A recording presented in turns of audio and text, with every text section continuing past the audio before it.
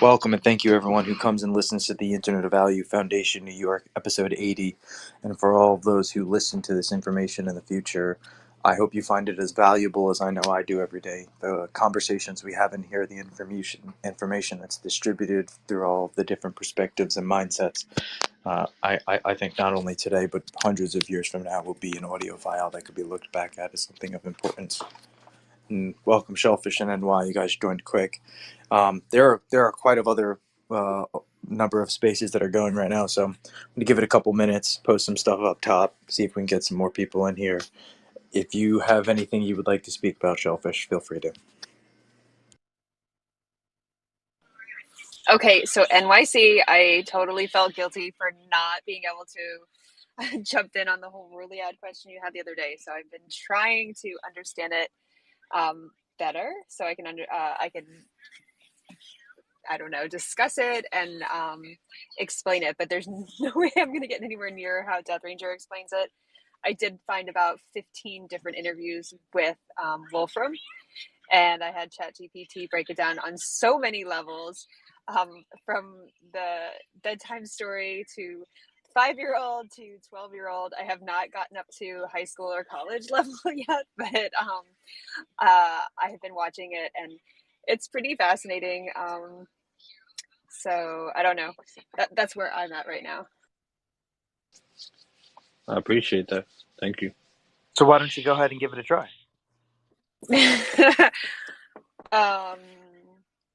Okay, well, first, I think one of the explanations discussed how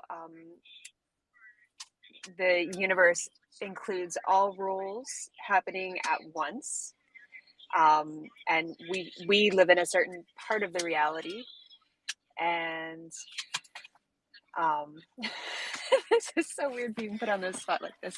Okay, because I'm in Carline and stuff, so can we do it in like a half hour, like, and I can break it down a little bit better when I have not a kid like right in my space. Awesome. I can read what ChatGPT said. Rather not, but okay. Yeah. Well, I'll go into explaining it a little better when I'm not being stared at by the lady here at the school line. Does she want to know what the Rouliad is about? No, but there is a police officer kind of eyeballing me too. I'm probably not supposed to be on the phone in Carline waiting. You're hopefully Bluetooth. I mean, that's. I am, but I mean, if they decided to come over to the car, they probably would not be too happy with me right now. Mm. Well, NY, is there a specific question that you had? Welcome up. Dazzling space. I'm trying to remember. I forgot what we were speaking of. You were. I think you were a listener at the time, and somebody mentioned. Yeah, something. I remember. I was in the middle of actually splicing wires together, and I joined to listen to it, and then I had heard you had said something, and I also got a call at the same time, so I kind of missed it. But I heard that there was a question on the Rouliad. After that, I didn't hear anything.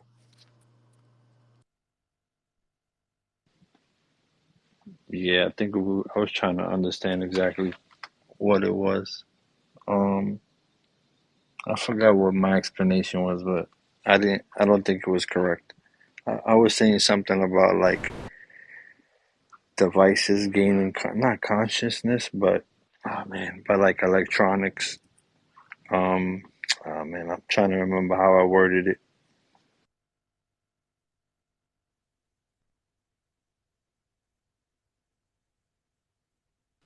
Yeah, I don't remember. That's why I was asking, because I was confused about it. It's okay, no worry. And maybe. Well, I mean, Rouliad really could be measurable for anything of portion of time between space, but that reminds me a little bit of cellular automata, as you brought up also earlier, Shellfish.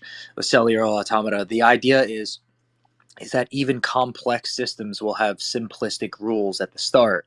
And so, this thought of ones and zeros, everything possibly being a one or a zero, and depending on if it's a one or a zero, what is the outcome from that one or zero? This goes into like manufacturing of microchips and how we do have the digital setup rather than an analog or physical setup, and the way that these electromagnetic frequencies are being pushed through the transistors that exist on the microchips that then interact with different functionalities of what your computers or whatever the computing system can do. Um, I mean, the Riliad does have to do with that, I would say, because the Riliad has to do with anything of measurable distance in space and time, using time. Sorry.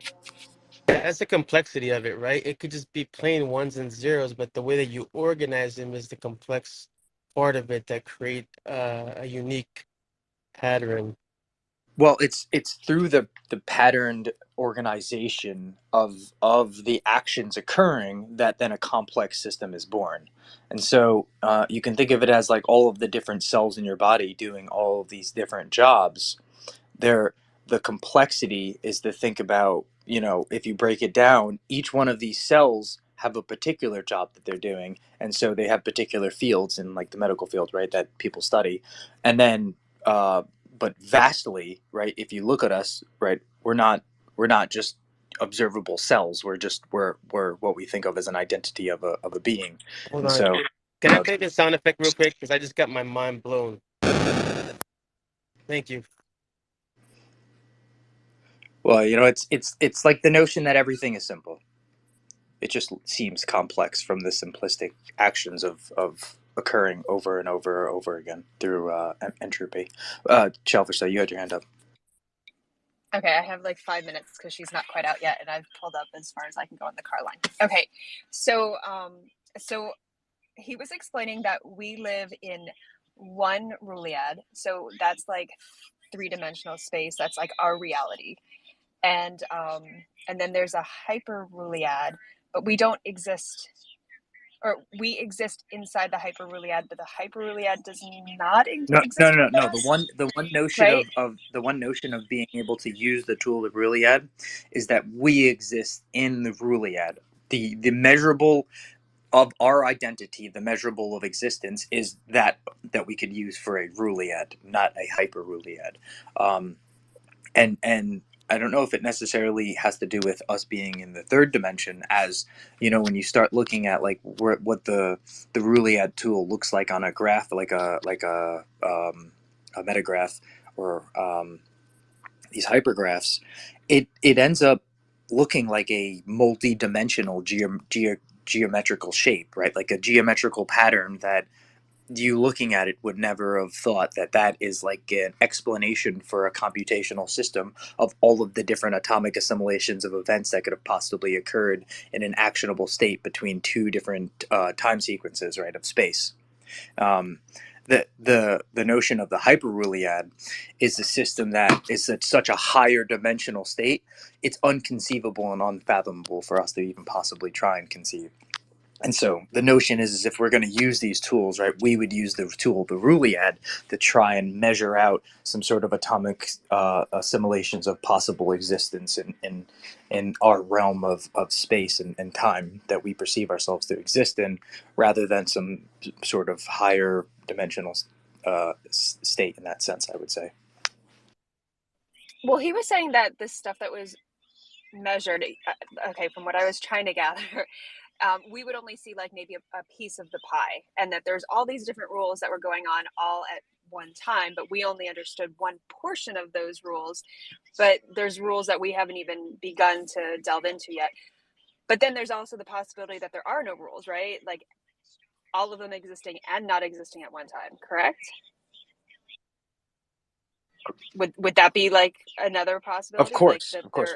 there, What it would okay. mean is that all of the subjugated separate rules that then come together to create this pattern recognition, which forms the reality that we exist in, may actually be just one encompassing force that is then doing this. It kind of goes to the notion that a reality is us and we are reality, as we don't, right. Reality does not exist for us. Reality exists because we are reality.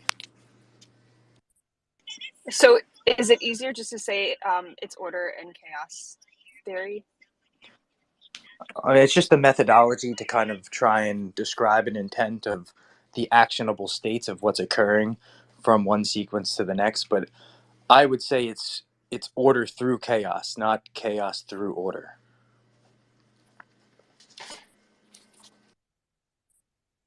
Sorry, Metaman. I was like doing so many questions back to back. Go ahead. No, keep asking me before the kid comes from school. You're at the bus stop? I mean, you're at the bus stop there? I'm in pickup line. So I was gonna say, like, it's like that butterfly effect, right? You need the smallest things create the largest events or largest thing. I mean, basically, like, I mean, I was just thinking, like, we're created, like, you said ones and zeros, right? It's just like our bodies. Like, I don't know if we're ones and zeros, but we're just like the smallest things create the largest things. And without the smallest things, you wouldn't have the largest things. And basically, anyways, I forgot what I was gonna say. What was my point about that? But go ahead.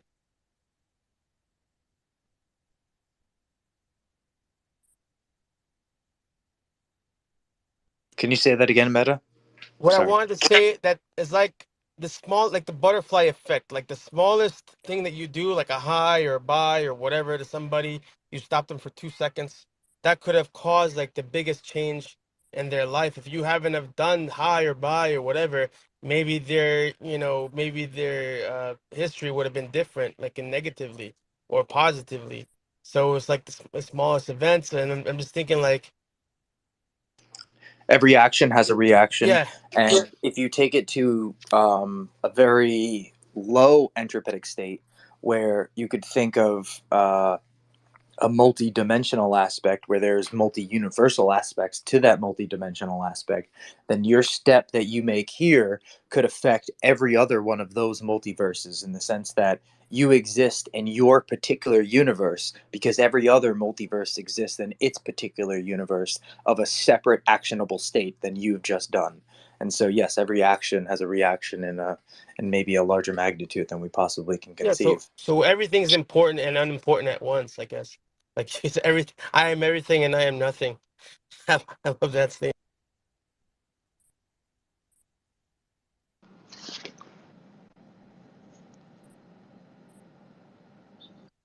Hard light, welcome up, man. Go ahead and Oh, speak. thanks. And Yeah, I think go ahead. I want to add a little bit to the mix. I like the idea of ones and zeros, especially as it relates to our memories, because I also agree with the other person that was saying that, we all do matter and yet we don't.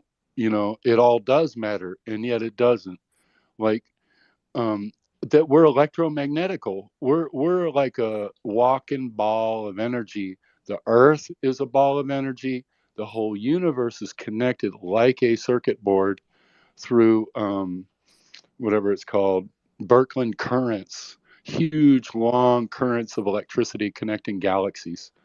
And I think that we're the same way. And when we interact with each other, there's all kinds of like alternate universe potentialities when it comes to our memories, because yeah, if you fuck somebody up, you're going to give them an alternate reality that they're going to have to deal with for months. um yeah, so but we're electromagnetic. Hopefully we don't fuck them up, we bless them. We bless them, build them, encourage them. Humans are humans, and but we are also amazingly potential, like like Jesus said, "Don't you know you're gods? You're coming down hard on me, Pharisee. Hell, we're all gods. He happens to be the creator, but that's a whole another story." But electromagnetic balls of energy, yeah, throw that into the mix. Thunderbolts.info. Very interesting. I thank you. I thank you for adding in your thoughts and for coming to this space and speaking. Um, Shellfish, though, I'm not sure who put your hand up. I think it was Dazzling first, though, and then you, Shellfish. Go. Let Dazzling hasn't spoken yet, so let Dazzling go No, no, first. no, go. Oh, skip Oh, dazzling. Let Shelfish talk. I just wanted to ask Hardlight. So you said that by our actions, that we would like either not fuck them up or fuck them up. But don't you think that all the realities are all possible at all given times?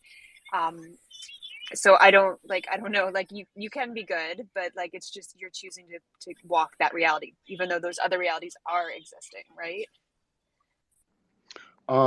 Not quite sure. Are you talking like moral relativism? Well, you said that if you fuck them up, that you like my kids in the car, I should not have said that. If you mess them up, like it could last months. So to choose like the better things, so that way long term they I don't know, have a better outcome. But wouldn't they all be existing all at once, whether you were good or bad? Well, but to me, it's real simple. It's like, I just don't subscribe to the multiverse idea, except that we're all very imaginative. That's as far as it goes. The planet's always the same for every person. We can all use scientific data to verify we're walking in the same realm physically, and everything else is kind of storytelling, imagination. Hard light itself is like the manifestation, I believe, of Jesus' intention to create, and that we are living, vibrating, energetic impressions of that intention, and we get to be sentient if we want. But yeah, I don't know. I don't believe in multiverses. I believe in one verse, and it's what you see is what you get. Plus imagination, plus creativity, plus entrepreneurs, hopefully.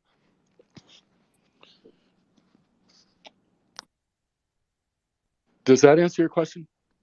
It totally does. I had to quiet down because my other daughter is now in the car, and I got Right so, on. You're I got awesome. so Yeah, animated thank that you. I cursed, and I was like embarrassed that I cursed in front of them and on the space. So Dad, I'm can I driving be now, so rude? yeah. I want to be rude and interrupt Dazzling. He didn't even speak yet, Meta, but beating the status quo there. Dazzling, though, you got your hand up, man. Please go ahead.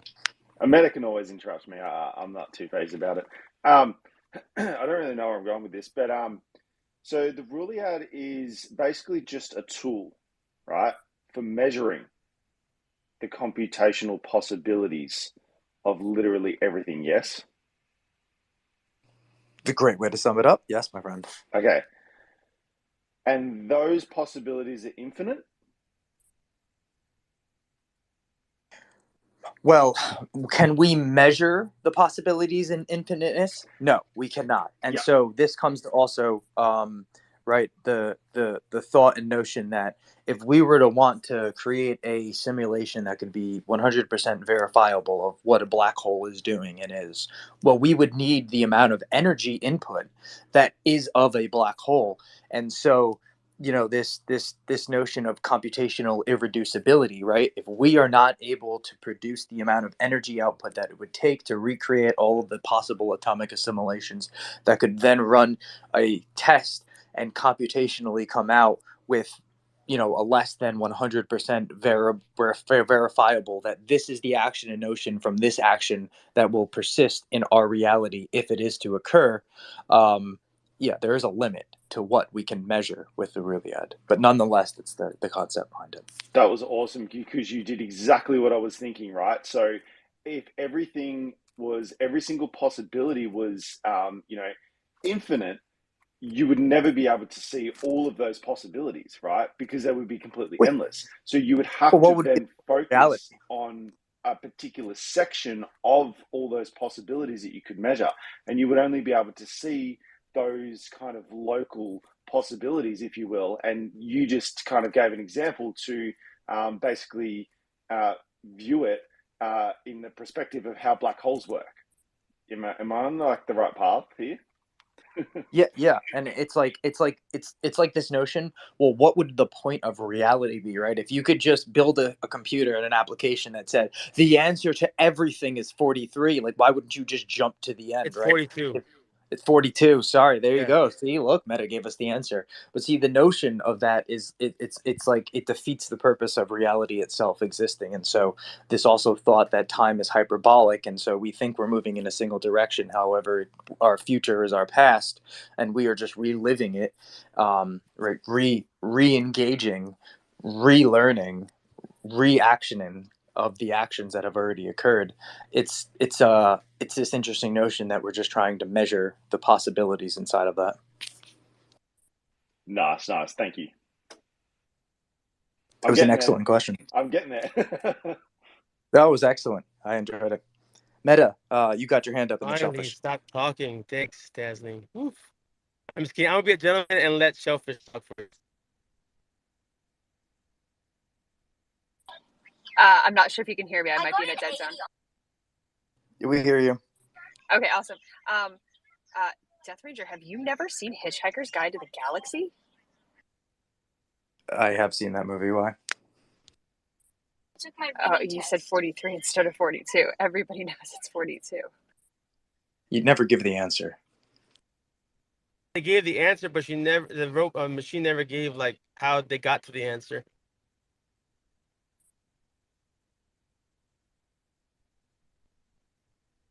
Like thousands of years, they went back to it. Okay, it's like the answer to the ultimate question. Was it 42? That's it, 42. And anyways, Shellfish, do you have any more to say on that subject? No, I'm good. I was just being snarky.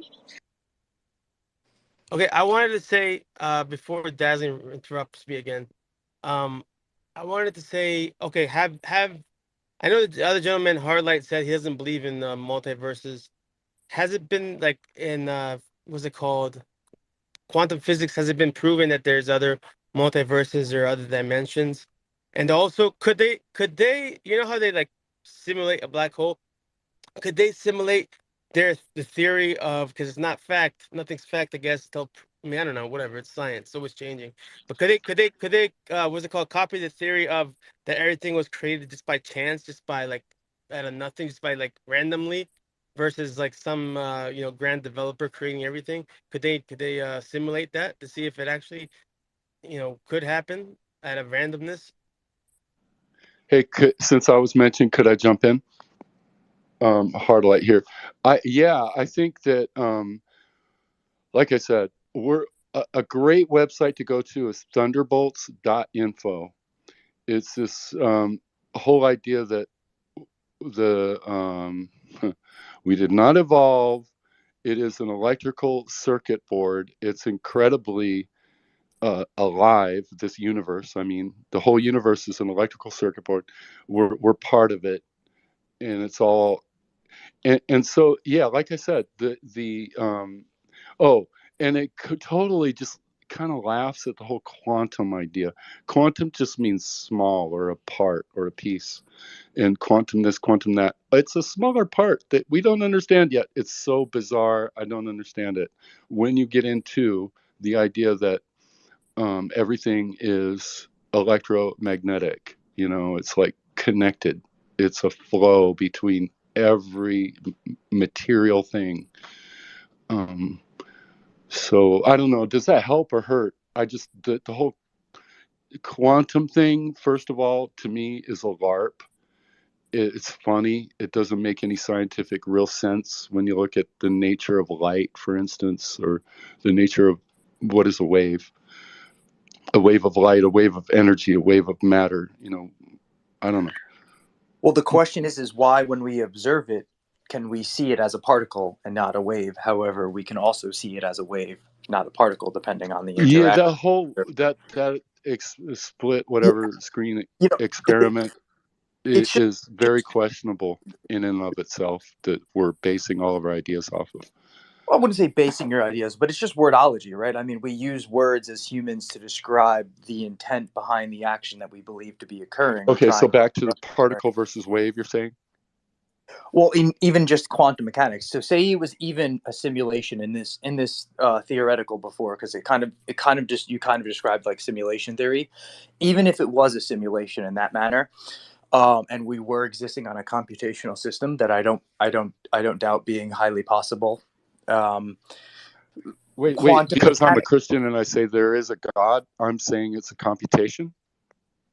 Well, if we're existing on a computer board, would there not be computation existing on the computer board? Well, I What would didn't you say that we consider? were on a computer board. I said it's an electromagnetic organic. I didn't say the word organic, but it's an electromagnetic system that's constantly in flux and flowing together as one. Like, it's very organic. That's a great word. But yeah, the quantum mechanics is not good science on a very fundamental level. It's just a word to describe the interactions of Or are the we talking very philosophy or small science? That's the first question. science.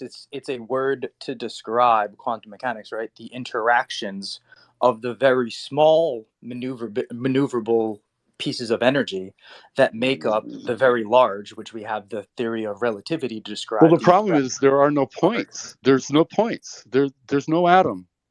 You know, that's what's funny about me is I used to be atom sound because I thought, oh, it's all points of energy. They're just vibrating with little points of matter. There are no points. It's all electromagnetic flow, all of it. It's intersections of electromagnetic, like waves and spheres and lines that create who we are right now. But no, there's no atoms. Atoms correct. are a And well, myth. so what you're describing is what the word quantum mechanics is trying to describe the I interaction of. know, but they're Then getting it so wrong. They throw out the ether and everything. It's huge. Yeah, go back to the original fathers of physics. They all talked about the ether. I very much so agree, and ether is a compatible word to what is described in quantum mechanics. I mean, the ether is just what the question is the theory of everything, right? Is everything ether, right? And so if that, then it's just one encompassing force. But why then does it come to particularly look and identify as so many different forces? Yeah, that's brilliant. I actually agree with you. Yeah, yeah. Yeah, but none of The these things are proven. ether's I mean, everything. these are theorems, right? When we have proofs for them, even if it was a proof in our particular existence where we were able to prove some sort of notion of it existing, doesn't necessarily mean that it has to be this way everywhere that exists. It's just for our notion of what we perceive to be reality. I As don't just like know. you That's said, if we're again, it's just kind of philosophy-ish. What you're saying, in my opinion. it definitely that was more philosophy than science, a little bit of a combination of philosophy based on the results that we could find from science. Yeah, science just Again, the I word that think we everybody describe needs to to. throw away the idea of an atom and the idea of like quantum. You guys need to think in terms of thunderbolts.info is a great way to start as a website. A bunch of scientists getting together, and somebody mentioned, can we create a black hole? A black hole? Yeah.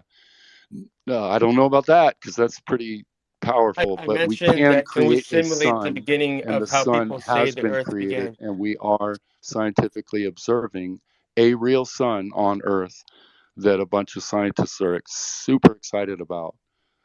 So yes, we can create a sun, but we cannot, that I know of, create a black hole. Well, no, we can definitely create black holes. So that's one of the tests that's been done Yeah. at the Large Hadron Collider. We created a black hole that essentially was 0.003 microns of size, so very minuscule. But For the how concept, long? it was something like 15 minutes, very very minuscule. But it's this interesting notion that like there's this possibility that every single electron that exists is a black hole just with a different mass. Again, So ether answers so many questions that can you explain whatever it's ether? atomism destroys. Is my mic on or something? What's going on? Yeah, no, What? we heard you, Meta. I just he might have been speaking when you spoke. So So Yes, sir. what I said was, hold on. What I said was not to create a black hole. I said, can we mimic the theory of how people said everything was created by random, by a big boom or something? Could we be able to simulate that? And if we are living in a simulation, as people think we are, it's like two things. If we are living in a simulation, then there has to be a grand developer, someone who developed this simulation for us to live in, or we're in someone's mind who created this process. So if there's a simulation, then there's a grand developer, and this words what other people would consider to say it's a grand God, you know, the great and one God that created everything in the simulation, you know. Or God particle. And it has to be everything's in order. Nothing comes from randomness, does it? Does anything come from randomness, or is everything in order? Like, don't we have the tendencies to put things in order ourselves? Well, I would say it's order through chaos, right? So chaos as it starts, right? Energy is or our theoreticals for like how the universe started, right? Is Right. chaotic. Um, Everything gets filed away Well, eventually. I'd also say that in the thunderbolts.info, that's a website, go check it out. In the idea that everything is electromagnetic, then there's incredible order. When you look at a flower or a leaf, you're seeing electromagnetic designs. Have you seen the video where they're playing the sound and the water dances into these different geometric shapes as the sound goes up? That's who and what we are made of. I We're Dancing flowers. so I would have a very deep question then. What would you explain for of what we consider dark matter, right, or the dark substance that we can't find to be electromagnetic in the universe, which makes up the majority of the universe, like 95. theories made by people who don't look at it as electromagnetic. I mean, you're kind of throwing that in there as if they assume that we're a webwork of electricity, but they don't. They think we're all. Science is crazy right Have now. you have Go you back ever 100 thought of years. Go black back matter? 100 years to all the original founders of physics, and then you'll get your answers. Have you ever thought of dark matter as just being the conduit to the consciousness that is the universe? It's theories. It's all philosophy. It's not science. That's all I got to say. No, yeah, but Uh, there's one thing that pops out in science on all aspects, and that is that everything is connected via a network. So there's always um, it doesn't have to be like a physical connection, but there's always some sort of Mm. connection. So if you want to And the connect, dark matter connects to that network connection. Is dark matter related? yes, like so, since we don't know what dark matter is, but it's in between everything. Like if you just look at the universe as a network, dark matter would be like the wires. It would be the conduit that right, and Okay, that's we where I think we really don't focus that's on it. where I think if we went back to 100 years back to the word, um, whatever it's called, ethos. What's that shit? ether. This ether. Thank you, ether. Man, English. Um, ether is the answer to dark matter. Dark matter is like a wacky science, in my opinion, a wacky science version of ether, and they don't understand it because they're not looking at it the way our founders of physics did. Well, Heaviside, all those guys. I agree and I disagree. So I do agree that, right, and they weren't physicists; they were alchemists, right, for hundreds of years. I mean, until about the 1800s, right, Isaac Newton being the last alchemist that we could say really existed at the time. Um, though it's like it's you said it though, right? Like they're two words that are kind of describing the same thing. Dark matter just be something because we know it's matter, we know it's out there. It's a dark substance because the universe seems to be dark. Yet we don't know how to like interact with it, and so we've called it dark matter or ether. But I think if we were able to interact with it, to learn what the substance is and to maneuver with it, I think the terminology that we use for it could be whatever you want it to be, right? Ether, quantum mechanical field, metaphysical layer, whatever it really pertains to. It's just describing the intent of this makeup that makes up our reality. And So, Sasha, well, there too, at the point of defining what we're talking about, that saying dark matter, it confuses the issue sometimes. It's like because you're bringing in concepts that don't apply. And I'm talking not about, and I actually respect the alchemists of old and all the old sciences all the way back 10,000 years back, 2000, whatever. But I'm talking 1800s and early 1900s, the founders of modern physics. You know, um, I don't have their names offhand, but it's, to me, it's like real simple. Ether. Duh. So, Shellfish, I know you had your hand up there, and Sasha has not been in the space in a while, and he has his hand up, so I'd love to hear him Are you speak. saying Ethereum? No, ether. Just I'm just kidding. if you've ever seen anime, it's a term that's used to describe the metaphysical. No, I know. That's actually a very significant comment he just made. Go ahead, Sasha, please. Hey guys, enjoying the conversation. I got a question for Hard Light real quick on the topic of like foundational physics and the folks in the minds that created a lot of the terminology and a lot of the science that you're running with in modern times. Do you feel like they would have stopped and they would have sort of entrenched themselves in their findings 200 years ago, or do you think that they would be excited about more with technology like we have today and just the variability of time itself creating new encounters and new engagements with the foundational science that that was rooted in their discovery? Do you think they would have just stopped and like just caved into like a firm objective reality, or do you think they would keep going? Like old religious people? No, they were stopped, though. That's very interesting. Yeah, they were all stopped by big business, every single one of them. Yeah, in the 1920s, T. Townsend Brown was developing all kinds of stuff, or I should say, in military industrial big business, because he was sucked up by the military side. But yeah, they were stopped. No, they shouldn't have been stopped, but they were stopped. And now I think people, because they buy the public opinion, they are stopped. We don't go back to those founders of everything there and read our science. I don't even, and I'm 60, and I didn't do my research, but I need to. I hear you. Okay. What if we do? What if there are some people who do? So the question is CERN doing that? Do you think CERN is doing that? NASA? Anyone?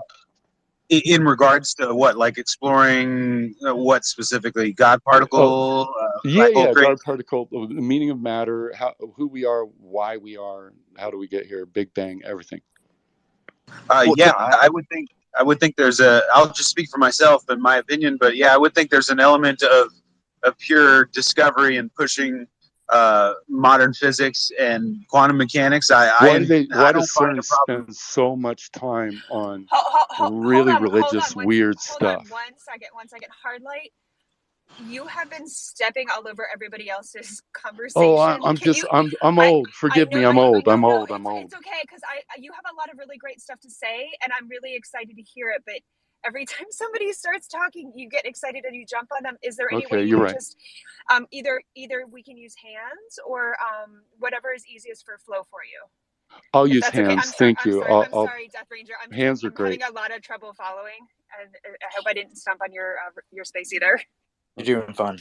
Sasha, please feel free to keep going, man. Finish up, and then. I'll just finish it up real quick. To answer your question, yeah, I do believe there is a pursuit of pure discovery and the element of exploring the ether, as you put it out there. I feel like that's sort of the baseline for quantum mechanics and quantum everything is an exploration of the unknown and diluting it down to a palpable level of understanding it, to where we can present it to people, and foundational science changes with time. If you want to respond to that real quick, Hard Light. Oh, okay. Yeah. Just why Shiva is my whole point to CERN, and then NASA. There's a whole bunch of stuff there, but CERN is all like, when we opened up, man, we worshiped the goddess Shiva. We had a whole movie that we made worshiping Shiva. We put the Shiva thing in front of the thing, and it's not just clever. I mean, watch the movie the CERN people made when they opened the freaking thing up. Like, why? You're saying, are they reasonable scientists? No, they're unreasonable pagans, according to their movie. I see. So I hear you. I hear a lot of like foundational principles driving a lot of the opinions that you have, and I respect that.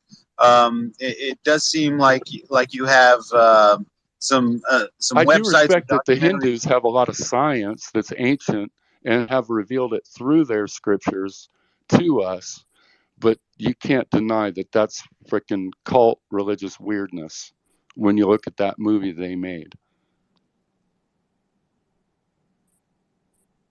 The CERN Cool. people, CERN.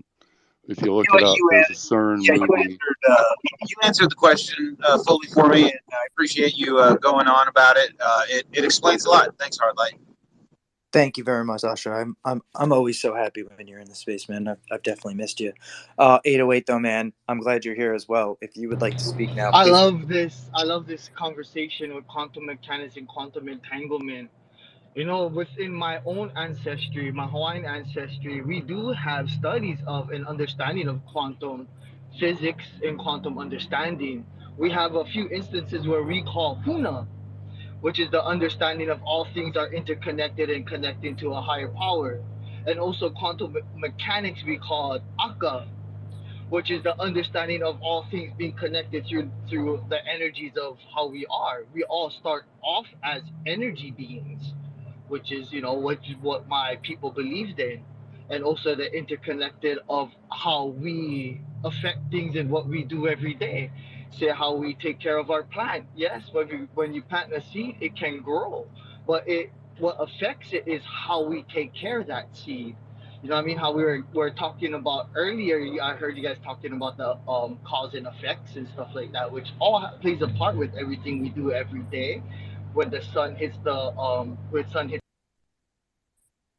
the which is crazy because even before Westerners and Christians stepped foot in Hawaii, we already had that knowledge, and that knowledge and things that we were being taught was being passed on as pagan ideology, which was very false. Because my people, my ancestors, before even Western Christians stepped foot in Hawaii, believed in one God and believed in Jesus Christ, which is crazy because our language dates back to the time spoken when he was around. Um, we can date that back to it's crazy how if you go back into history. But the understanding of quantum physics, quantum physiology, quantum entanglement goes back farther than 200 years to the so-called founding fathers. But even within other cultures, they understood it, but Western knowledge and Western understanding didn't depict it as how they misinterpreted it to be. You know what I mean? With how they said worshiping of gods, like how I was explaining with my own Hawaiian ancestry. We didn't worship gods and goddesses. We understood them as forces of nature, which is how we use them to teach our children to understand the different forces of nature, such as Pele, which is which what people would say is a god of fire, destruction, and rebirth and stuff like that. But it's the force of nature that can embody, or as well as the others.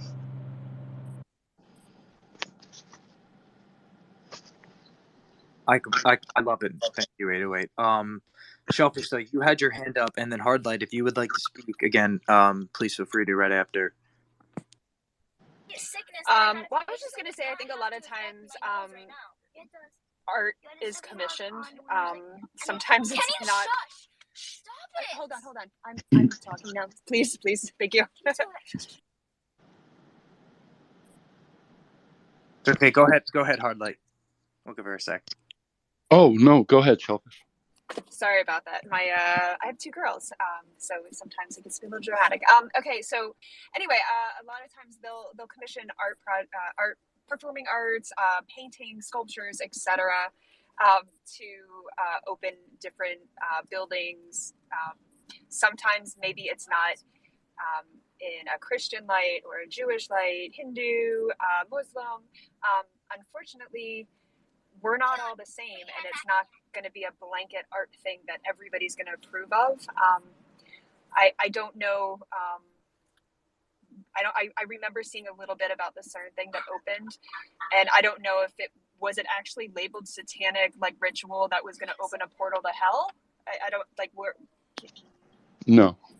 Okay, so was it your interpretation as a Christian that looked like I mean, a it does demonic look like a portal? portal to hell and a bunch of devils, but no, they didn't say that. No. Okay, so could it be that your interpretation, coming Oh from a yeah, for Christian sure, background, is that okay? for sure. Because if I was coming from another planet and I had horned animals or people, like bipedal people, that would be totally normal. Like we have things that we bring with us, a subjective view, and I can't imagine.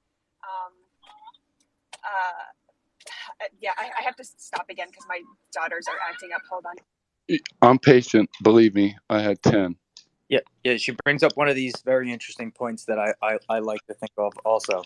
That if we were to think that there are extraterrestrial life that exists out there, and the possibility of planets of even just 10 billion possibilities in just what we can observe as exoplanets in our own universe, the symmetrical design, the identity of what we would consider being the being, would probably look very similar to what we look like, just based off of the way that entropy and energy exist in our universe. And with that, Sasha, you got your hand up. Please go ahead, man. Oh yeah, I'll just keep it short. I'm starting to think and kind of come to the conclusion that we, as humans, and the way that our brains work and the way our neurons fire when we interpret information or pure data, so to speak, like basically whatever stream of reality is passing through time, that we might be responsible for the quantum entanglement aspect of things. And what I mean by that is, on our scale of interpreting reality, we might cause the entanglement, the confusion, or the complexities of something quite simple that's just trying to provide, I guess, clarity on the situation. But this is clearly evident throughout the course of time via various religions and scientific interpretation, and even this room in this space, the variability of like what's being said or what's trying to be accessed as far as information and data gathering is concerned, it goes all over the place. So it creates this entanglement that all responsible parties are sort of asked to detangle and work through and make some sense of, and find the root of where it originated from, which is it's fascinating. I completely agree, Sasha, and this is why I not only find this information to be so sought after and valuable to myself today, but thinking like hundreds of years in the future, our society could look back and listen to this as an audio file, just as we try and just look at pictures that are left in pyramids today, and they can kind of depict the intent behind all of the creatures that existed at that time. You have to find it fascinating. But I did not see who had their hand up after that. I think, Alien, you haven't spoken yet. If you would like to, please feel free to. If you're going to speak about the DNA and the gamma ray, please be brief with it, but I don't mind it if you want to mention it again. And then Meta, and then Hardlight, I think it was. Thank you so much. I appreciate it. The signal that we're detecting, it is evidence that it is of unconditional love. It's encoded in DNA. And I'm sorry if I'm bringing up something that, is of not interest. All I would ask is does anyone listening right now, please tell me, any detected signal outside of Earth, evidence right now that you can create right now that shows evidence of a cosmic signal right now? Does anyone have any evidence of that? And I mean, if not, then why does that not seem important? Right now, NASA and the deplorable people and the government, are they telling you of any conscious signal that is detected from not Earth right now? Because alien light, I'm showing evidence. And anyone that's listening right now, if you want, come on my channel and I'll give you a live demonstration of this cosmic signal. Right now, one of the most difficult signals that all science is looking for, and that has been admitted that cell phone can detect gamma particles. It's already in the science review. Look it up. So if alien light is misleading anyone, I so apologize for your not interpretation of what we are No, trying to. no, no, No, no, no, no. no, I'm no. trying. Excuse me, please. I'm showing consciousness of a major, not major, the most important signal from out of our planet, and greatly ignored. Now, I want to hold. I'm from New York City. I'm going to be holding a live seminar in New York City. Well, I'll invite all the people in the audience to turn the lights down and let me show you this live signal. It'll be live, and you'll see a detected signal from an unknown source in our galaxy, in our planet, that is signaling us right now. Now, what I try to understand is why social media spaces is so committed to storytelling, and when you try to tell a conscious discovery like I'm trying, it is just dramatically, if not hammered to oblivion, ignored. I can't understand how humans can be this way. Here, this is supposed to be an alien channel, but it's kind of the same thing. Telling stories. I'm trying to tell consciousness evidence right now. This is not how much more conscious the signal of your life right now. If your Alien, heart, excuse me, your heart is connected. please, my friend. This is why I had asked you to be brief. It's not that I don't Man, find go to what you hell. say to be okay. Well, it's not that I don't find what you say to be of information of importance, and I love that you come into the space and express yourself, and of course, just leave when you're not able to speak over everybody for the next 15 minutes. But uh, I have no issue with it if you want to come and share your information. I just think that the way that he does it would be much better off if he just came up and like threw a post up top or in the bubble bottom, because at least he could get what he wants to say out, the information out, a link to get to what he wants to show everyone, and at least it's not changing the complete subject because I'm lost of what we were just speaking about. But nonetheless, I enjoy when he comes. Meta, please feel free, man. I feel misled.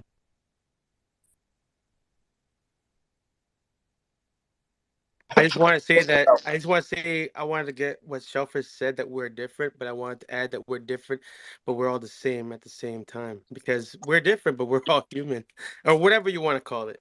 We're all conscious beings. Well, there's this interesting notion of, are we different? And so I say this because my belief truly is that you are me and I am you, just existing at a different moment of space Love that and song. time, at a different vibrational frequency, right? And so when you think about all the atoms in your body, I mean, in the next 7 minutes, all of the atoms that make up every cell in your body will be a different atom. In the next 7 years, all of the cells that are in your body will be completely different cells. I mean, the cells in your right arm tomorrow will be different cells in your left arm. Yeah, What? this I this know that's crazy. this I thought believe you, though but that's that, crazy. right, and the thought that you have these tiny massless particles called neutrinos, possibly trillions of them, running through your body right now uninterrupted from when the existence of the universe started, some from the sun, from all of the energy that exists.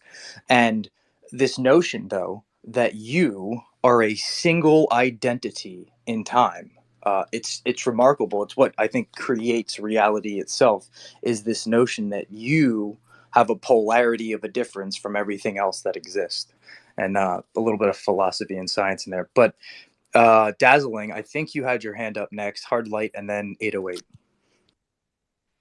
Yeah, I'm glad you said that about the cells changing every 7 years, because I was going to say that too. But yeah, my sister likes to view it as the way of her ex-boyfriend who's basically never touched her.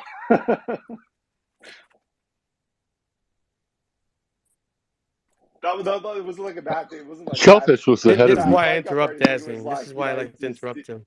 yeah, it wasn't a bad breakup. It just hasn't. She would rather forget about it. Go ahead, Hardlight. I'm dealing with my some days are better than others with my girl. Sorry. Oh man, I gotta say, power to the mamas. But yeah, I just wanted to say, just to clarify, I respect different religions that have science to offer the planet. I hope you guys understand that. Like uh, Maui Strong, Crypto Beast was saying, my culture brought this kind of science like thousands of years back. Yo, that's super valuable. It says in my Bible in Revelation 20 or 21, 19, somewhere around there, towards the end, that all nations will bring their gifts before the Maker.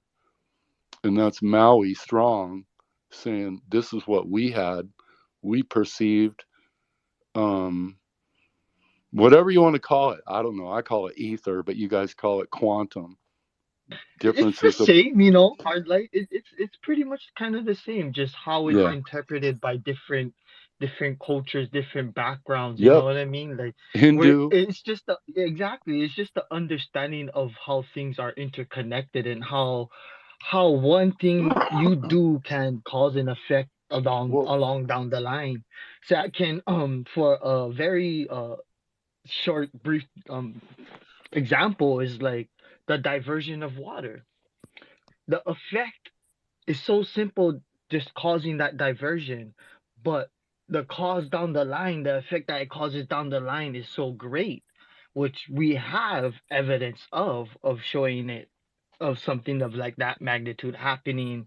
Look what happened in Lahaina, after over 100 years of a lot of the major rivers diverted, the land itself started to deplete its own resources, mm, from fauna growing, the soil getting unhealthy, uh, drying of the brush in the areas, and it also affected the ocean and the reef around that area, yeah. where you needed the runoff from these rivers to feed nutrients into the ocean, which would feed the coral reefs, in return bring plankton, limu, and then in return would bring fishes to that area, and also in return creates a brackish water, which is also healing in a sense, because of the mana it produces when you have salt and fresh water meeting into an area, which provides a place where it's good to have fish ponds. So it's just different interpretations as we grow about through the different generations of our lifetime, because we start to change, like how death was explaining, our skins, our cells change each and every day, Yeah. and especially our way of thinking and the way of how we absorb knowledge changes every day, as more and more we grow Mm. our minds and open to the things we observe. That's why even observing is such a profound word, because even our ancestors was able to observe things more in depth than we can today, because back in the past they didn't have all these distractions in their way to observe all these things happening within us, Mm. around us, from the universe to the different astrological figures in the sky. My ancestors knew of the Milky Way before even Right telescope was on. even on this That's earth. You know awesome. what I mean? My ancestors didn't know We crap. have that. We have all the knowledge of the different That's astrological figures awesome. before the time of telescopes. That's how we Right navigated on. the different phases of the moon. We understood Yeah. that because they observed it. A lot of things. It's crazy, but that's why I love history and different cultures, because we all learn together. We all can. How can I say this? I actually shared something that came out of a financial paper that was stating, we all can't gather the data enough to put out a regulatory framework. It needs to be done Right on. across the Yeah. globe. You know what Yep. I mean? And that's fact that can go across industries, Yep. across religions, across the world, and that's crazy Hive to mind. me. It's a hive You mind know what thing. I mean? Yeah. But yeah, that's my 2 cents. Well, and I would say it's 3 cents. It's science, but we kicked farming out of science. And you're talking about ocean and land farming, and it's indigenous and it's ancient and it's wise and it's probably from straight from God the creator, It's and it's wild like about how you just said that, because that's what Lahaina used to be back in the days. It was a place of agriculture, aquaculture, Lahaino. prowess. Lahaina, yeah, where we had the fire that happened in Maui. But that You're place, kidding. yeah. So that It was a place in center of ancient what? times, it was a center of agriculture and aquaculture You're progress. Which kidding. no, I'm not. It's where a lot of my ancestors taught how the effects Bro, of that's so different sad. I characters. can't stand it. Oh, but yeah, but other people had their hands up. I'm sorry, guys. I just wanted to, yeah. Wait, whoa, back up, back up. You're talking about the fires that just happened, burned down, and we think they were laser guided, and the rich people got away with their houses somehow not getting burned. That area was your ancient wisdom area. So this this is a whole nother subject that would take up a lot of time. I'm sorry, hard like, but Okay, but real quick yeah, then, it's Beast. Real quick. Isn't there a volcano that just erupted with the Hawaiian Islands? yeah. So that too is not affecting anywhere. The one that really affected in that Kilauea caldera was the 2018 eruption, which it had two places where it erupted. The one that's happening now, it's nothing. It's just refilling the caldera, but it's in its lower one, so it's not really damaging to anything around it. Just the smoke and the fog, like anybody with allergies. But we live in an area where trade winds is strong, so it's good. Well, But yeah, that's a big volcano, isn't it? One of the biggest. yes, it is. But it has been active for since forever. So it's not like these types of actions ain't new. I mean, this is its third time this year of this happening. The last time it started to fill up, it was a few months ago, like in March, I believe. But yeah, this types of action ain't, and it's in a, like I said, it's in an area that wouldn't affect too much, not unless the whole freaking thing blew up, which would be like a super volcano event. But if you guys were to hear Mauna Loa, which is the other one, come active, that's the one what people would have to worry about. Wow. But Lahaina is burned down, right? Yes, there is no Lahaina. Yes, Lahaina. dust, asbestos, ash, cement. Yeah. And your elders had a spot there.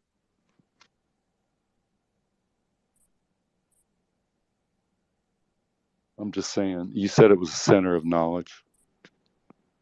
Yeah, and Yes, in ancient wonderful. times, sorry. In No, no, go ancient ahead. times it was before it was turned into a whaling village.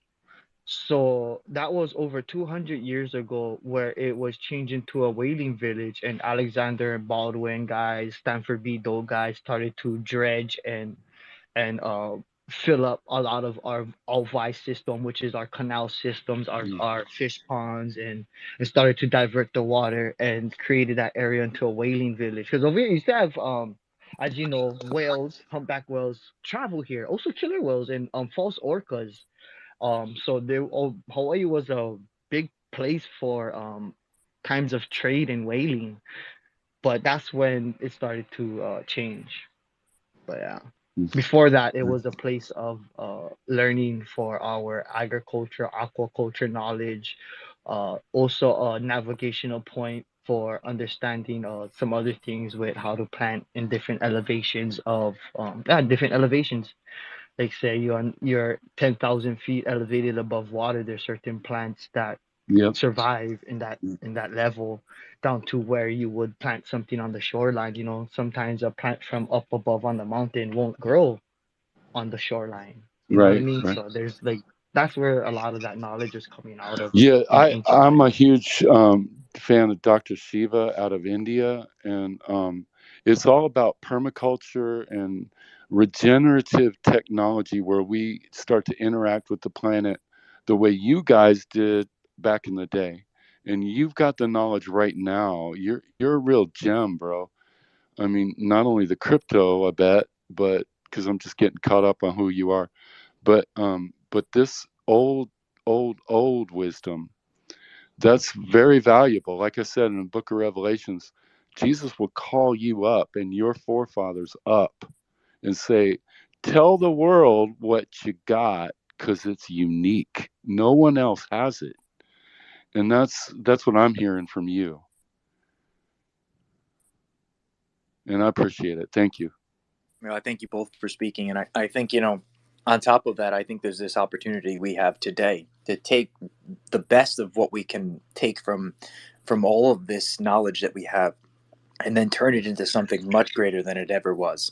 And it's all about taking the information, refining it, and then producing actions that show that intent of love and empathy with this ability to have this technologically advanced, uh, not only information based, but actionable state based operations. Meta, Actionable. actionable. That Meta. Please feel free, man. Go ahead and jump in. Thank you so much. I was gonna ask Crypto Beast. I know you said mana. What is your definition of mana? Because that sounds like it's something like because it's a force, right? It's Yeah, mana is the force, is power, is the forces of nature. Say waves, you know what pushes a wave to create? Is mana is that force. Or what's that mana we have inside of us is that force that put drives us. Well, it could mean our spiritual being. You know, it's power. That's what mana means. thank you. You sure it's not something you use in Final Fantasy to summon a demon? No, but I remember mana in World of Warcraft. I remember World of Hey, Warcraft had mana in it. Yeah, and I'm a Final Fantasy geek too, guys. I'm a heavy hardcore gamer. It's all real. You know, it's funny because that's why I was excited about Equilibrium, because Equilibrium has some Hawaiian names in it that I was mentioning to them. I was like, Right hey, on. That's awesome. Are you saying the movie Equilibrium? oh, not the movie Equilibrium. I'm talking about the Equilibrium games. The one Oh, that Project on Top XRPL project. They have a game out. Where some of the names they have in that game has some Hawaiian names. I was like, oh, cool. that caught me off guard. I was like, wow. Respect. Hey, so with that volcano's going off, is there locals? Is there people over there, or? So in that area, no. It's so when that first caldera happened, when it caved in 2018, 700 buildings was damaged. So after that initial thing happened, there's nobody else that's going around through that can get damaged from that. And it's like I said, it's in the collapse part of its caldera, where it's away from the community and people. The only thing that would affect heavily if it's the wind was to shift and start to blow like that particle that gets thrown into the air, and the fog and the gases that come off of it. But other than that, it's not very affecting, like KJ has heavily a right hand now. up. Hey, what's up, everybody? This is kind of cool to talk about Hawaii. I lived on the Big Island for 5 years in Lower Puna, which is where a lot of off-grid homes are, and you can't get fire insurance because of the lava.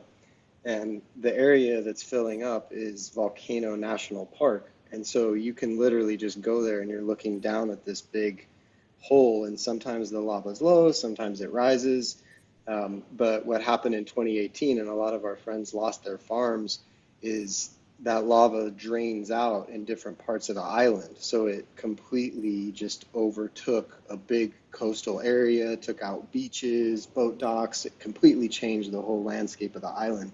But quickly going back to prana, and I think it's interesting how when you look at these ancient cultures and wisdom of what they call the hunas, the great Hawaiian teachers, words like prana are synonymous. Kahuna. Yeah. So words like prana are synonymous with other Eastern forms of life force. So prana, shen in Japanese, but it's interesting in, our culture, we don't have a word for that, right? Chi is another one. So it's kind of cool how the last thing I was going to say, Maui, Crypto Beast, is I had heard that we didn't actually, or Hawaii never really agreed to be in the United States, that it was kind of like bullied into it, That's facts, bro. and that there's some, Yes, I could talk about that too, but that's a whole it's a nother whole other story and a story, whole nother but rabbit my hole. tinfoil hat says that there's potentially like this whole catastrophe that just seems very orchestrated, and now I think the state's trying to not give people back their homes, but say, oh, let's turn this area into like a memorial. And, again, like the Hawaiians didn't ask for any of this. And so If Jeff has a little time, I can speak a little bit about Yeah, it. but do you think it was part, because I had heard that Hawaii was potentially getting some help in getting their sovereignty back, and then this whole thing happened, and with Maui being that capital, or that leadership spot, it'd just be interesting if this was kind of a distraction or trying to mess with, Hawaii and getting its own freedom back. You wanna speak, Daslin? You have your hand up before I say anything. Yeah, no, it was a good time because I just wanted to personally thank Pierce Brosnan and Tommy Lee Jones for my fascination with volcanoes. Thank you.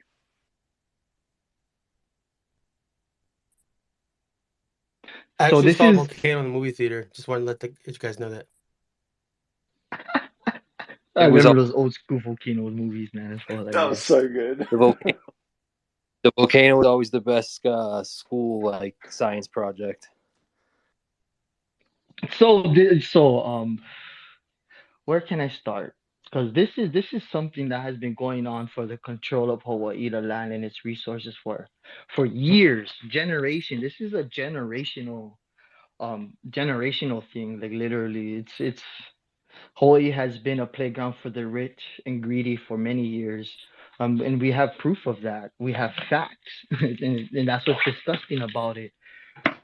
But before the takeover and the overthrow of our Hawaiian kingdom, there was a tribe with it with this German captain, but he was representing Russia, and that was a time of Tsar Alexander. But we already had treaties and was already recognized by Russia, China, Japan, um, of our independence and our national sovereign. And Tsar Alexander didn't accept what that captain did in the late 1700s, where there was one of our chiefs was trying to use that captain to kind of fight back Kamehameha the Great for unifying all the islands. And then the Russian German thought he could use Kamuali'i to solidify his foot in Kauai to build a fort and to exact a fur trade across the islands into Asia and all of that, which was very important back in the days to understand that Hawaii was a prime spot for trade. Ships didn't have to go down coast below by Brazil and South America and come up, by just being able to go across from New York, shipments straight to across from trains to California side, then from there straight across to Hawaii, and then vice versa was very pleasing and cut a lot of time. So Hawaii was taken over for multiple reasons. That goes back to that like way far. But Tsar Alexander didn't accept what that captain did and kind of dispelled it and wrote into decree that they recognized Hawaii as its national sovereign being before even the U.S. And then you fast forward to the U.S. trying to the U.S. uh, started to overthrow, but it wasn't even the U.S. It was done by Stanford B. Dole, um, General McKinley, I believe it was, and Thurston, without the authority and the approval of the president of that time. Um, Only until after the next president came in, they approved it, and that's when the Spanish American War was started off. But yes, there's no annexation treaty. We are recognized as our own sovereign country for over 100 years. My ancestors within the 1700s made sure that our people was recognized from the powers that be, which we have all the treaties of. They went all over the road, guys. Oh well, the UK is one of the biggest holders of a lot of our artifacts, literally. Queen Emma, and your guys and Queen Victoria had a long-standing relationship back in the days.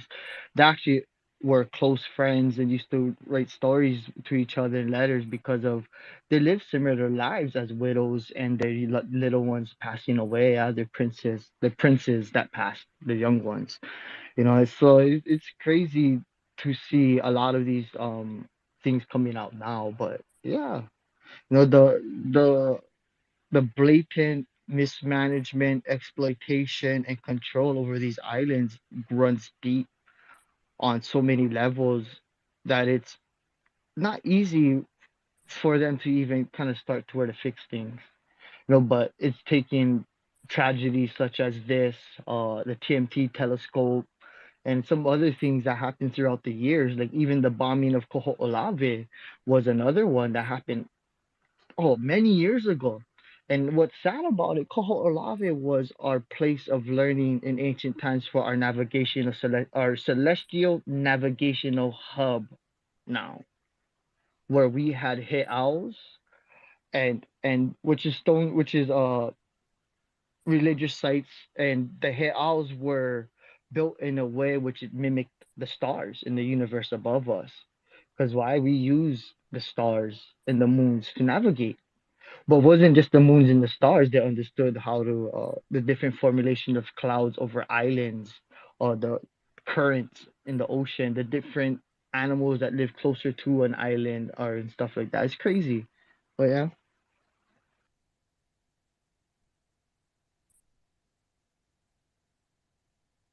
Could I just say, if I know you're saying that Hawaii has sovereignty, is that what you were saying? Until this day, it's supposed to have its sovereignty. And I were to say, let's say if the United States were to give up its military, whatever that's in Hawaii, wouldn't that? I mean, what would stop another nation from trying to take over Hawaii, such as a nation such as China or or Russia? That's the only thing that's probably preventing them from taking over Hawaii, is the United States having its footing there. We actually had treaties that goes further back than the U.S. taking over, which we actually had wedding promises between our royal court and theirs from China, Japan, and Russia. And we had treaties amongst them, trade treaties, treaties of understanding, political protection, and stuff like that on the UN, the United Nations level too. So I to tell you the truth, I can't say because it never has happened. Russia tried, a Russian dignity tried, but then was curbed and disowned by the Tsar's Alexander, which he put into decree and law to make sure that does not happen in the future. So that solidified Russia from not even doing that in the future itself, because it would go against their own laws and regulations. With China, I mean, I would again, even like compare it to, like, go ahead, sorry. no, go.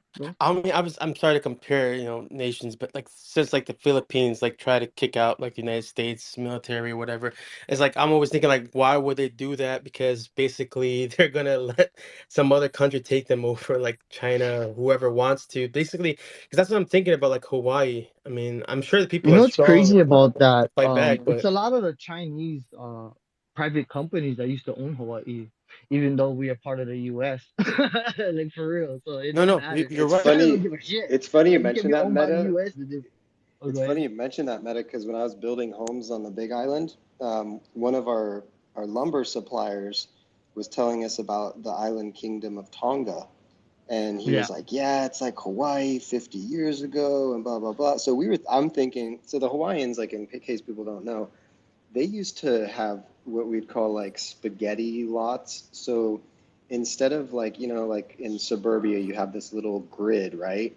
Well, imagine like you have this lot that goes from the coast all the way up in the mountains. And so Crypto Beast was talking Ahupua'a. about, right? So I'm probably not saying it the best way, but like as you go up in altitude, like you can't grow coconuts, but then maybe it's you move down in certain times of year and there's better fishing, but you have access to all that strip of land going all the way up, all the way down.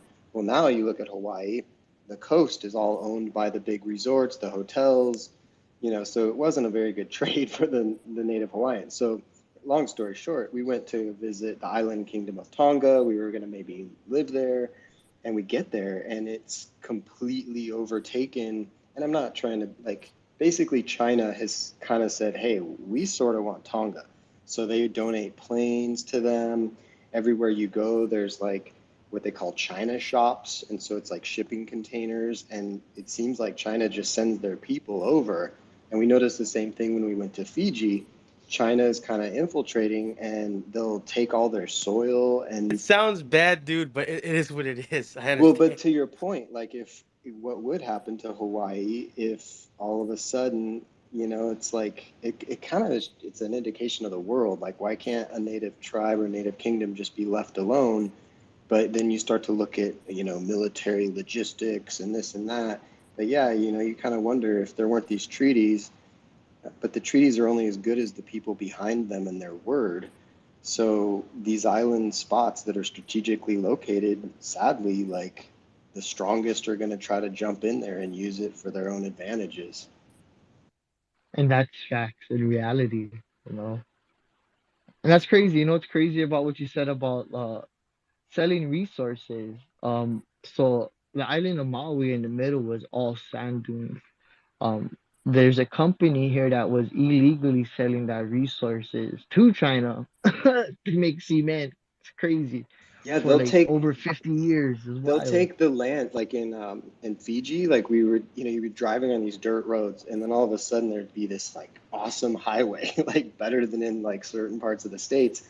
And we'd talk to locals and be like, "What's up with this road?" And they're like, "Oh, well, China paid for that." And we're like, "But there's like nothing around." They're like, "No, that makes it so that they can literally take all the dirt that has all these rare earth minerals, blah blah blah, and put it on a shipping container, send it back to China, and then basically extract all the value." So like they're donating these worthless roads, but it's ultimately just to speed up and make it more efficient for them to steal all the Fijians' native soil and minerals, and they get some roads in exchange. And who knows, maybe they're giving them a little bit of Dude, money. these But guys are yeah, smart because they're doing the same thing in South America. I've been in South America, this country I've been in, and Whole they world. also have companies. I'm sorry to derail the conversation, but they also have companies that are established by China, and the employees are Chinese, and then they hire people like I guess a few people from that nation, but most of them are Chinese, and they report back, and they don't follow the rules of the nation. They follow their own rules. Yeah, and you're right, we did get a little off topic from Hawaii, but I mean, it is a truth, right? Like people, we as our species are great at being opportunists, even when the opportunity is at um the the feet of somebody who went through travesty, right? And so it's very unfortunate, but it just seems something that, historically speaking, our species is really, really prime on taking the opportunity they can to take whatever they can from what other individual they can at the moment, because I think that's more of the incentive behind society and the sociological notion of we've survived as hunters and gatherers possibly for such a significant period of time. The thought of notion of I want to survive is your underlying protocol, and then what builds upon that can then be taken, out of context, where you're in fear of where your food is, you're in fear of you're not going to have enough, and then so greed kind of takes a hold. But I'm sorry, on my own, getting off the subject. Dazzling, you have your hand up. Feel free to try and bring us back if you're gonna. Okay, well, yeah, I was going to say that that's basically what they're doing here in Australia, because we're so rich in resources that yeah, a lot of the companies are coming in and land grabbing just about everything. So yeah, we're very much run by China. But to your point before, Meta, about someone else trying to take over Hawaii, like, yeah, obviously it's a very strategical island to be able to hold on to, but I don't think they're going to let that go very easily. And I don't think you'll see. I mean, you look over in Ukraine, and Russia's trying to get some territory back there, and there's a lot of kind of Americanization of, say, Costa Rica and stuff like that. So you might get some countries that are the larger countries that will still try and take over, land spots and other countries, and kind of manipulate it their own way. But I don't think we're going to see too much of a kind of flippening of, massive lots of land. I mean, China wants Taiwan and all that kind of stuff. I think the focus is more outside the globe, right? People that they're looking at the moon now, like what can they grab there, and other regions of space. And so I think that's the kind of the front now that everyone's kind of focusing on, to try and see what they can grab out there, rather than kind of fight amongst the resources here.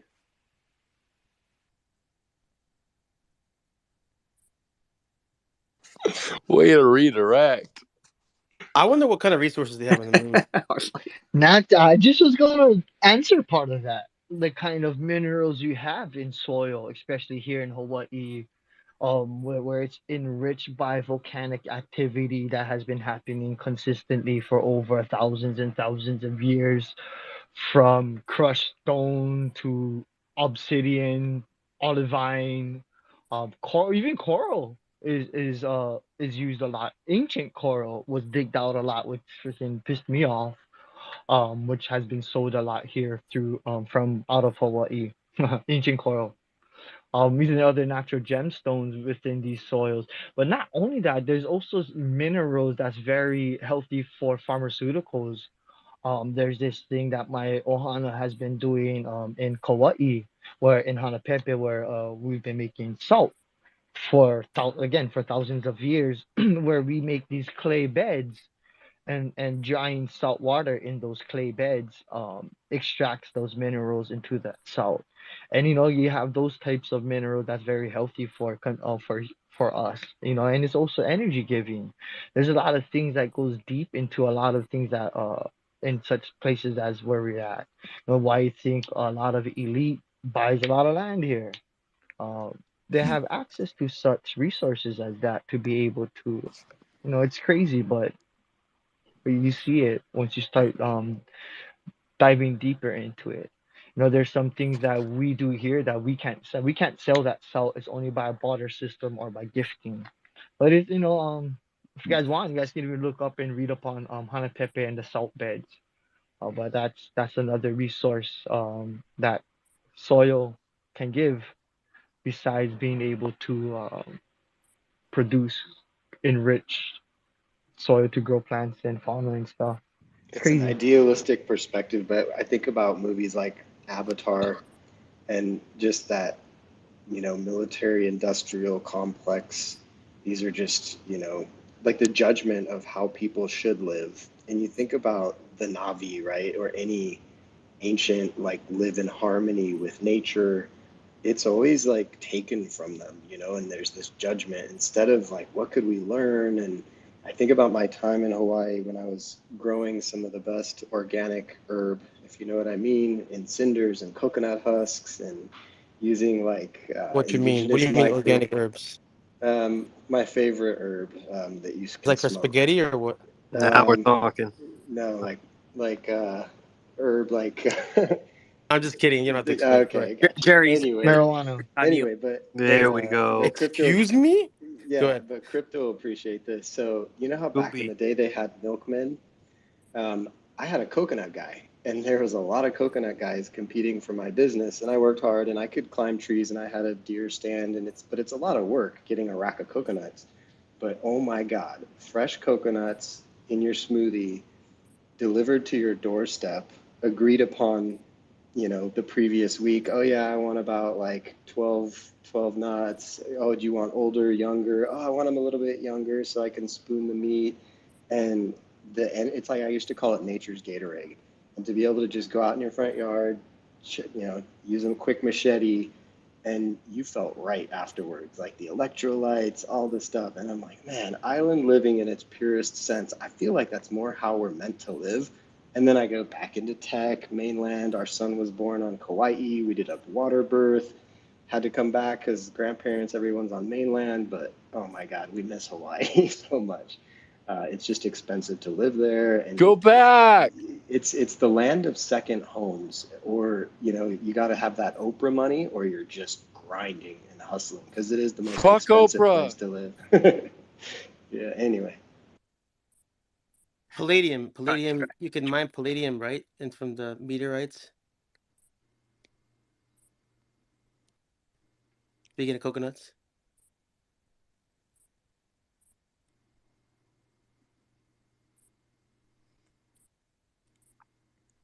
Nice minute. I just think that to bring us all back to quantum reality, which is not reality because it's bad science, but we're talking about indigenous wisdom in Hawaii, very specifically. I had mentioned Indian indigenous wisdom, which is in their sacred ancient books.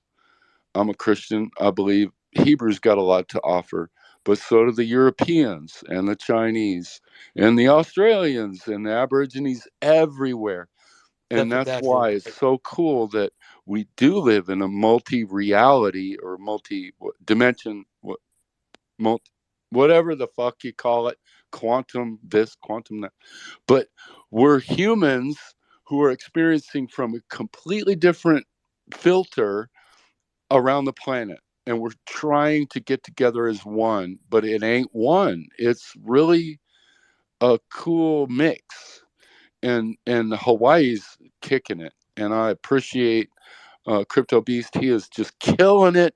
I feel like I'm sitting at the feet of a shaman from Hawaii. You know, it's like, what am I even experiencing? And then KJ, you living there and all that. Amazing. So that's, to me, that's the quantum or the ether or the whatever the hell you want to call it in terms of philosophy that I want, which is one. But I can science is a whole nother thing. give you something you can read up on what but this comes out of Aotearoa at the Maori University of New Zealand, which is they talk about holographic epistemology, native common sense. I just give a little bit of detail about it. You know, holographic epistemology is philosophy that instead oppress, dismiss, and make uniform. Indigenous epistemology, combining with quantum clarity, creates a new old wisdom, helping simplify complexity into purpose and common sense. Once again, to observe with observable knowledge and which can be valued again, which is something you would find very interesting. All you guys I actually already that's do. Are you? How seeking did in you get within this out of the your brain or where?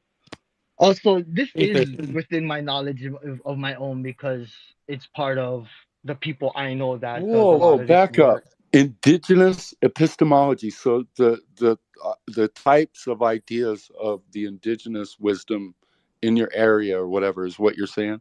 Yeah, so I've been a part of the World Indigenous People conferences and stuff like that where we do come together and talk about ideas. We do talk about our own cultures and a lot of stuff. We put forth a lot of things. The You last got some time, Native Americans, I bet. oh no, yes, so yes, yes, a lot. So Indigenous Peoples Conference is with the Indigenous peoples from around the world.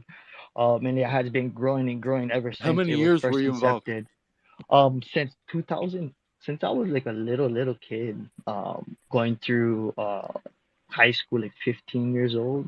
What an I honor. say back in like 2000s or so. It's such a But you know, beautiful thing. I it's can't. a good thing. I'm in awe. Actually, that's huge.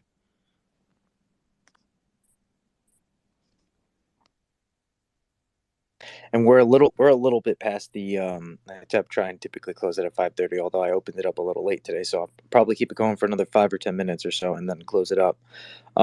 Two people in here haven't gotten to speak yet. Zara, I saw you came up, and Jerry, although you did unmute when somebody mentioned marijuana. But if you would like to speak, please feel free to speak, man. Nah, it's just coming up, saying what's good, still hanging in there. I don't know what you guys feel about the market. I feel like it was going down, and then all of a sudden we're reversing. My mind's spinning. I don't know. I just hope we go up, man. I hope everybody sticks together. I hate the drama. And yeah, that's it. Well, don't have any expectations on an external thing. It may create some sort of pain internally, in my opinion. Did But want to continue with the volcanoes, but I felt like that was a little played out. I just want to say that this is a very informative show, and I appreciate it. And I appreciate you letting me up every time as a fourth co-host. Hey, And a Dev. ninth. Hey, Dev. Quick one on something external occurring. I hear different tinfoil hat accounts talk about a quantum reality from a quantum computer perspective, and I guess it bleeds into, are we living in a simulacrum or, some sort of simulation? And I think about that movie, The Matrix, where they talk about different versions of our reality. And do you subscribe to any idea that something is sort of powering our reality gematria sometimes kind of connects dots, and that what could drastically impact what we're all experiencing would be some sort of upgrade to how that AI is being run, if you even subscribe to an idea that we're somewhat living in a artificially manipulated, controlled environment. So you came in the space a little later today. I'm guessing too, right? I don't know if I saw you. Apologies. Yeah, I No, must you're have right. been late. Because Okay. we did touch on a lot of this particular subject, but your question was actually a little bit of a change in dynamic and like from a just certain maybe standpoints the way you described it. Um, the you know everything is possible. I will say everything and anything is possible. The notion though is what can we measure to be possible in our reality for the actionable states that exist that make up what we believe to perceive to be our matter or all matter. I will say this, for sure there is no questioning that everything that exists is in an assimilation of matter that is bound together that creates the physical realm of our reality. Talking about powering it, you kind of go to like this thought that, well, why does reality exist? What makes up reality, right? What is powering reality? There's notions of things, and this is things that we just spoke about, right, from the ancient terminology that's been taken from the Hawaiian ancestry, or you have the sutras of the Pundanjali, right, like the Hindus and the Indians, and you have the Veda and the Sumerians on the other side of the world. This kind of like underlying notion that reality doesn't exist for us to experience it. Reality exists because we experience it, and so we are kind of the echo in which creates reality. Um, and so, like, is the simulation us just perceiving to exist? And so, through this perceiving to exist, we create experience, and this creates polarity, which creates differentials in identity. And then we have all of us as differentials. Um, and that means every particle that exists is us, and just in some sort of different conscious perceived state to exist for our reality to be what it is. There's also underlying notion of something that you said earlier, hard light, like if it's a simulation, then there's possibly a creator, and so that creator could also be known as God or just creator, depending on I how think I you said look at that it. too. I think he might have said it before you, but you might have repeated him or said something also I've about been it. But I saying didn't. this, but it's okay. Meta just I'm glad you brought this up. take This is take actually the one of the credit. things I had wanted to go to. Art, if you would like to touch on it, yeah, go ahead.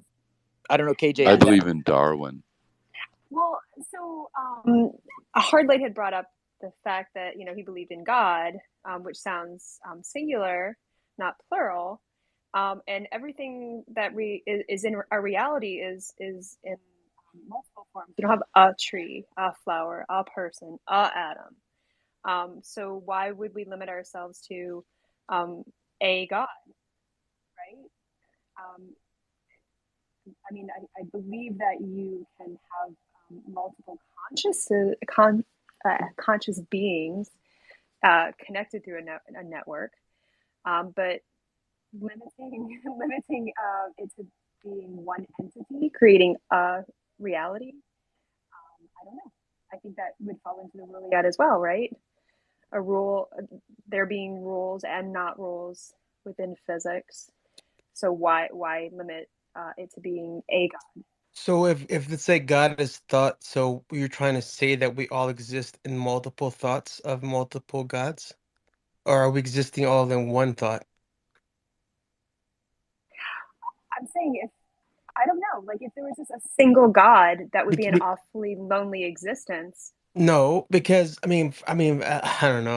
I'm Well, not I mean, even looking at. that's just the perceived opinion about said experience, right? It, Yes. but what if the one experience is all of this, right? Like, what if you, as a notion of creator, is this? I mean, so like, it's like this multi-dimensional aspect. You can look at it, and like we call it entropy, right? All of these different states of energetic means of interactions that are occurring, and then we just happen to exist in this third dimensional state, an observer of it. It's it's hard to put the finger on what the opinion behind the intent of the emotional feeling would be. But a construct beyond time, it's hard to actually even fathom what some set of being, possibly us, could be in this state. But As mu- 808, you had your hand up. exactly, I was going to tell you that. I really, I really like. I don't know where I was gonna go with this, but I'm just gonna share just what we're talking about. So I was sharing about the holographic epistemology. I would rather just share it right now. So in ancient systems, how things are viewed inevitably in three main ways. How we view and experience knowledge. One, the objective, physical, experience knowledge. Um, the outside world, the world of science and measurement, density and force, and you got the inside subjective world, the space of thought, mind, idea, interiority, that helps us understand meaning and our linkages with phenomena. And third, the quantum world shaped by transspatial dissectors and intersection, a spiritual dimension unlinked to religious dogma described in ethereal, mystic, and yet experimental terms. All relations or science, the implicate order, body, mind, and spirit. In Maori is called Tinana Hinengaro, Vairua. Hawaiians, my ancestors referred to this epistemologic trilogy as Mano Ayo, or another word that mostly everybody's more familiar with, aloha. The word aloha is not just hi or bye. It has a very much more deeper meaning to me and a lot of my culture and ancestors. But but the challenge is not to see the trilogy as a linear sequence, rather as an event happening simultaneously and holographically in and end of itself. Each category exists potentially untangled and separate.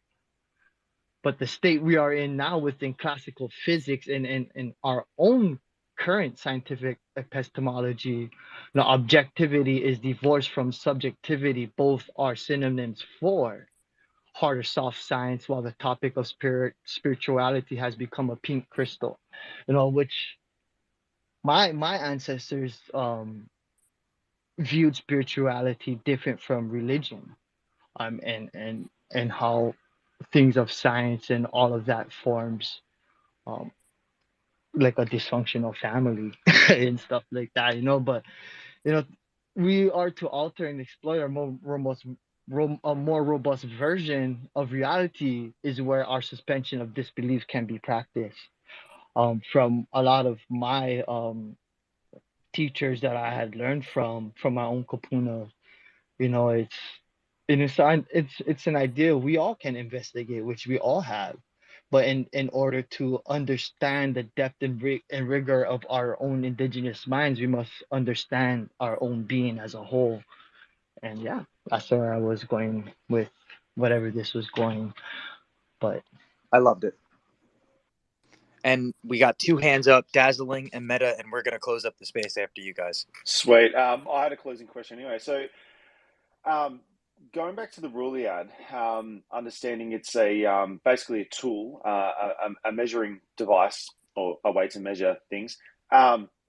Just as kind of, I go onto site and, I use a ruler to, as a tool to basically measure and cut a piece of timber to then use and build things. Who's actively using the Ruliad? And because it seems like a fairly new concept, that's kind of, or tool that's been kind of built or proposed. So yeah, who's actively using the Ruliad to kind of measure things, so I can kind of go for a bit of a deeper dive onto how they're using it?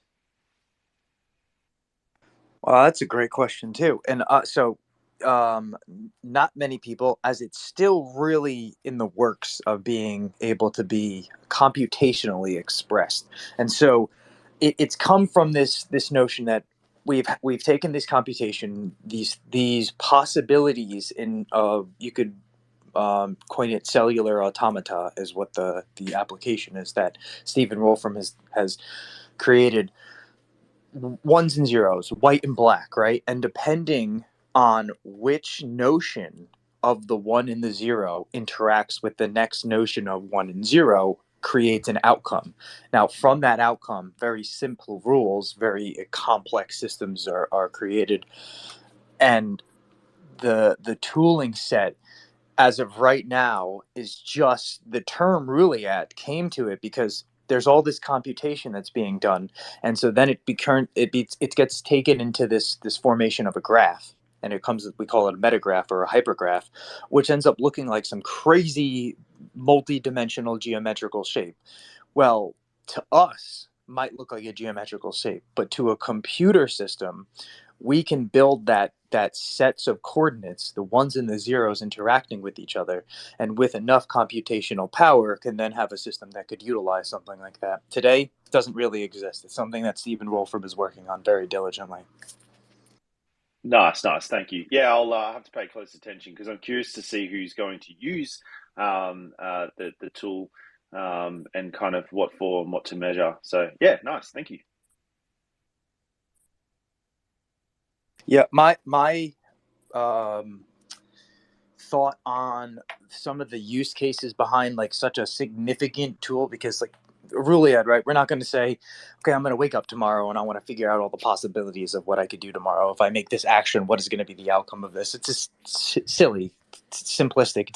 It's not worthy of such a complex concept. However, if I want to go from here to Proxima Centauri B, and I have a warp drive, how do I calculate the quantum entanglement for all the atomic assimilations that are going to occur from here to there, and then create a notion of understanding and a computational means that the computer board in the spaceship is able to correctly choose the analog direction, and then we go that way. And so that's where I could see like the tool like a really coming into use. 100%. And like that's a question that you have. I have questions of my own that I think about, whereas I could kind of use this tool as well. So yeah, that's really cool. Can we go into saying it can be used for weather and astrological figures and placements? Because it can do Yeah, something like that. yeah, 100%. So like future predictions on the possible movements of things in space, large objects. Yeah, that definitely a huge part in that too, for sure. What's crazy about it is, you know how the moon kind of controls the levels of the ocean and stuff. Will be crazy to kind of formulate something to kind of get exact data of how it really affects. You know what I mean? Like, well, Right. again, if I get deep into it, we're gonna get. It's like I was gonna go back into my own ancestry and them understanding I already got the something on that effects. too, But dude. yeah, That's crazy. If you could predict, but then you could also find out if something is manipulating the things that we predict was supposed to be happening. But but I wanted, but so far it's the how the moon looks. That's how they observed the effects of the moon having on what we have now today. yeah, But we can go deeper than that with some of the technology we have now. You know what I yeah, mean? But yeah. yeah, with the science, technology, and like ancient history from everywhere, we could predict the what the moon would do to the ocean, whatever. But then, if you predict that's supposed to happen this way and it doesn't happen, then you could also come to the assumption that somebody is inorganically doing something to the atmosphere around that area. But I wanted to say, can I talk now? Sorry, I don't know if Dazzling's done with this whole thought Okay, man. process. Yeah, yeah. I mean, it'd be cool to have a space on, how people would use a Rouliad. But yeah, go, man. Okay, when you have dominoes, you set them up, right, like in a line, don't you? Okay, so do you hit all dominoes at the same time, or you just hit one, right? So it starts with one domino, right?